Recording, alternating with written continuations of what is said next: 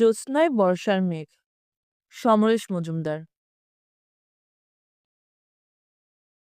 পাতাল রেল চালু হওয়ায় বেশ সুবিধা হয়েছে অবন্তীর। হোটেল থেকে বেরিয়ে দুপা হাঁটলেই স্টেশনের গেট। 10 মিনিটেই পার্ক স্ট্রিট। সিঁড়ি ভেঙে ওঠার সময় অবশ্য পা টনটন করে। তারপর মিনিট পাঁচেক হাঁটলেই অফিসের দরজা। আগে বাসের ভিড় ঠেলে উঠতেই প্রাণ জুড়বার হতো। কলকাতা মেয়েদের জন্য নয়, এইরকম ভাবসাব নিয়ে অফিসের বাবুরা যাতায়াত করেন।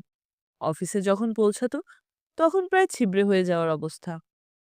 আজ চেয়ারে বসা মাত্র বেয়ারা এসে বলল, দিদি এসে গেছেন, আপনার ফোন। অবন্তী অবাক হলো। তাকে ফোন করার কলকাতায় কেউ আছে নাকি?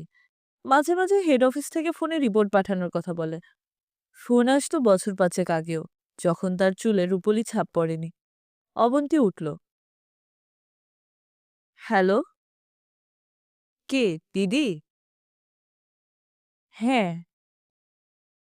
আমি হেমন্ত বলছি। তুই এখনই চলে আয়, মা আজ সকালে মারা গেছে। মা? গলায় কিছু আটকে গেছে অবন্তীর। Heart attack. ছাড়ছি, অনেক বিল উঠবে। কয়েক সেকেন্ড রিসিভার ধরে দাঁড়িয়ে রইল অবন্তী। মা মরে গেল? ছোটখাটো চেহারার রোগা মানুষটার মুখ মনে পড়ল। সহকর্মী অমিয়বাবু পাশে দাঁড়ালেন। কি হয়েছে মিস সেন? রিসিভার নামিয়ে মাথা নাড়ল অবন্তী। তারপর ধীরে ধীরে নিজের চেয়ারে ফিরে গেল। সে যখন বড় মেয়ে তখন মানুষটার বয়স হয়েছিল 70। 17 বছরে যার বিয়ে, তার প্রথম সন্তান হয়েছিল 20-তে। কিন্তু তার এখন কি করা উচিত? মা মরে গেলে ছেলেমেয়েরা তো চেঁচিয়ে কাঁদে। তার তো এখন কান্নাকাটি করা উচিত। সেটাই তো স্বাভাবিক। কিন্তু বুকের মধ্যে একটা থম ধরা অনুভূতি ছাড়া কিছুই হচ্ছে না কেন? কান্না আসছে না যে তার। চোখ বন্ধ করল অবন্তী। তখন কত বয়স? বড়জোর 8। মা খুব রেগে গিয়ে বলেছিল, আমি যেদিন মরে যাব সেদিন বুঝবি কত ধানে কত চাল। আজ সেই দিন কি?